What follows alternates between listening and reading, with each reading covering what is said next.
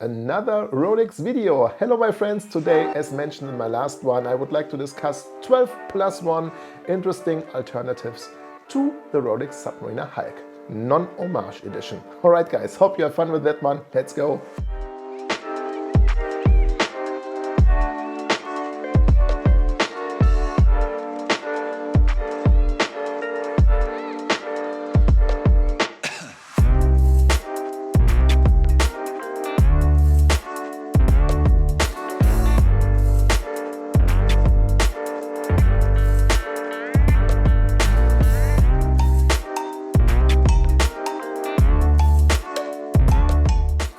Hi, hello and welcome my friends, as mentioned before, to a video about interesting Submariner Hulk alternatives. I try to prepare sort of 4 categories. The first category is about the usual recommended pieces. The second category is a nice range from entry level to mid-tier alternatives. Category number 3 is the more luxury level alternative, which is in the same price point as the gray market Hulk is right now.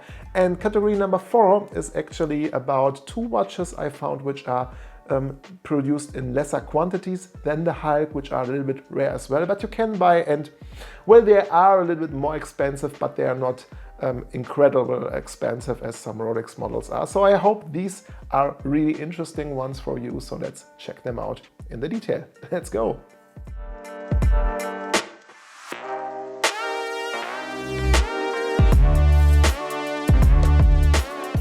Right guys, let's talk about the first 2 obvious alternatives to the Rolex Submariner. The first watch I would like to address here is the ORIS Aquis date with a green ceramic bezel inlay and the green sunburst dial, and I prefer actually the green of the ORIS bezel in comparison with the green of the Hulk.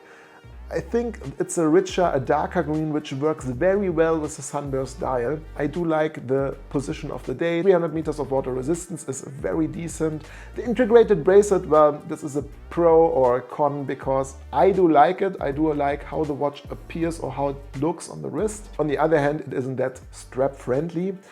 You do have, though, good alternative options. You can use rubber straps from ORIS or leather straps, but I think it works best on this integrated steel bracelet, and from my point of view is not a deal breaker. Where some of you guys do complain about a little bit is the Selita movement, which is inside of the ORIS.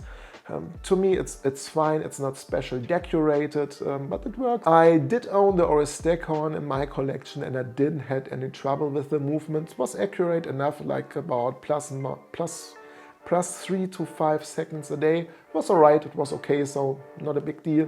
Still, I can understand that in that price point, I think you pay gray market for the ORIS about 1,600 to 750, 1,600 to 1,750 US dollars.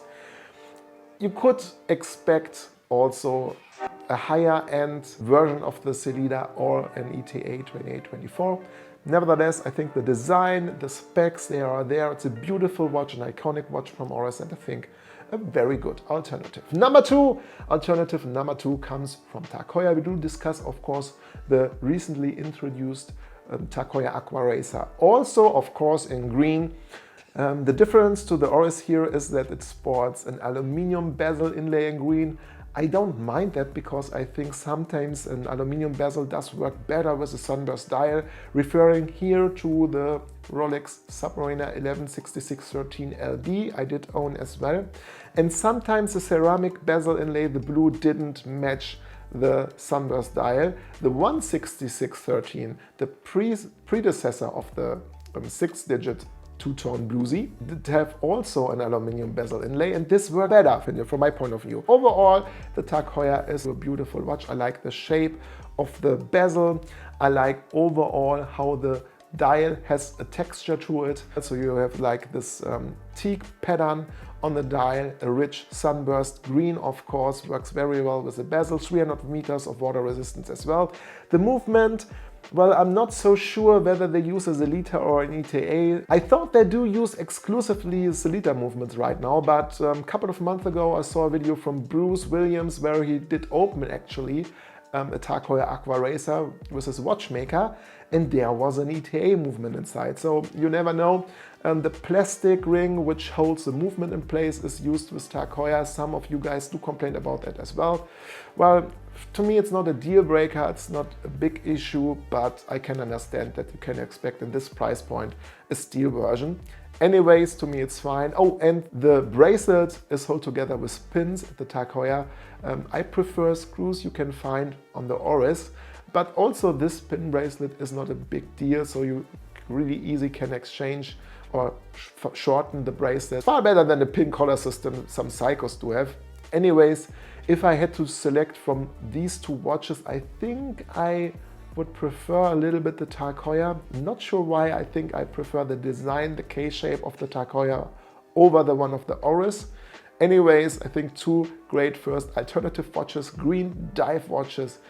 What do you think? Let's talk about the Citizen ProMaster. Citizen did release, I think, this year a very interesting variation, automatic movement of course, titanium case and bracelet with a sunburst green dial and of course a green bezel inlay. What I do like a lot about the Citizen ProMaster line is that the crown is on the left side, so it's not digging into your hand when you're wearing it. I like the color, I like the material. What I do like a lot is the history of the Citizen ProMaster. On the one hand, Citizen themselves do have a very long dive watch history. The Citizen ProMaster line is used by a lot of divers, scuba divers, and as well the military did use the Citizen ProMaster, the NY0040. And this was actually exclusively produced for the military. They have had, of course, Marina Militare on the dial. 500 meters of water resistance was specially made for the Marine forces from Italy, from the Italian military. This is something I can respect, and also these pieces are rare, you cannot find them, and if you can find them, they are also a little bit more on the expensive side. Still, the history is there. I like the color of the dial and of the bezel inlay, of course, it's as well a rich green. I like the combination that they use, not a steel bracelet in case, but a titanium one. It costs about $400 US. I found on Amazon these pieces for about $350 US, so it's, from my point of view, a very interesting entry-level piece. If you do talk dive watches, entry-level dive watches, you have to consider the ORIENT Kamasu. On the one hand, it does sport a sapphire crystal, 200 meters of water resistance, and I like just how this dial looks and also the bezel. It's like a blue-green, so it's not like a rich green as we did see before with the Citizen, with the TAG HEUER and the ORIS. Depends how the light is hitting it, it's a beautiful watch. Costs, I think I found it on Amazon for about $220 US. List price, I think it's about 300, 350, but you get a lot of watch for these $220 US.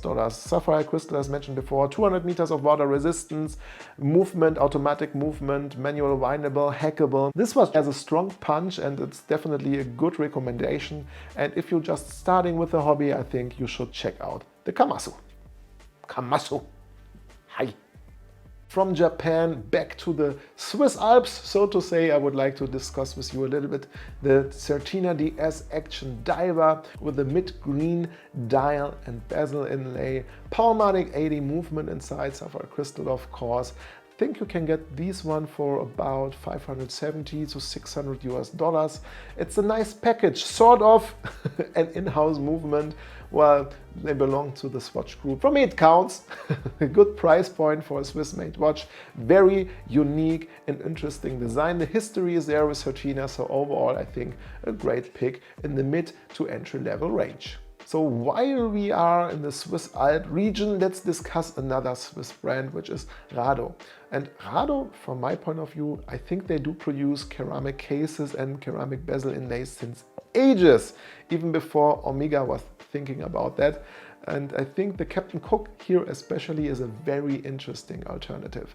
You do have on the one hand this vintage charm, and you can get the Captain Cook nowadays with two different styles. On the one hand of the beads of rice bracelet, which I do prefer. On the other hand, on the more like oyster bracelet, sort of steel bracelet. I do prefer the beads of rice one. You do have here a vintage charm. What I do like is on the one hand, of course, the mid-green, dark green color theme. You do have at 12 o'clock, of course, the famous anchor which rotates when you wear the watch on your wrist, which is sort of nice. I do like this little detail. I like the history from RADO. I like the ceramic, how it does look. It works in combination with a dial. The Beads of Rice bracelet. Overall, from my point of view, a very interesting brand and a very interesting watch you definitely should check out. One brand did surprise me quite a lot, which is Bulova. I do like Bulova, I like the Bulova Moon watch and a couple of other watches, but this one, the Oceangrapher, whew, that's a beautiful piece.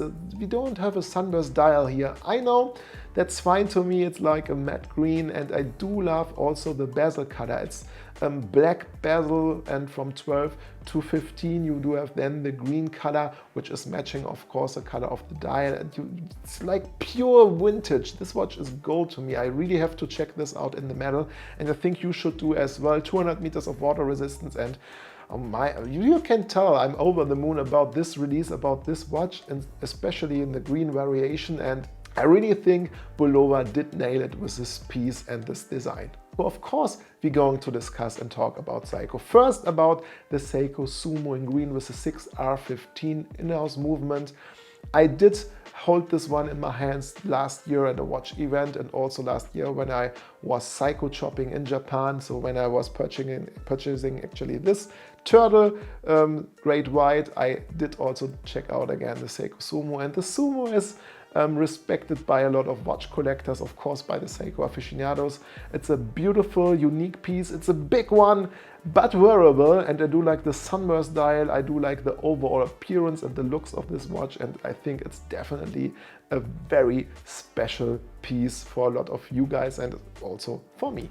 While we talk SEIKO, let's discuss also another SEIKO turtle. Not this variation, not the King turtle, but the Captain Willard, which was recently released by SEIKO with a beautiful green dial. And well, it's a Captain Willard. You cannot complain about it. I think price range between $1,000, $1,300 roundabout, and it does really look awesome. You do have the history. I mean, the Captain Willard is a Captain Willard. You cannot go wrong with that. Price point of view, it's more or less on the expensive side, but I think pretty worth it if you consider the history, the very unique design, and the overall cult about the Captain Willard itself.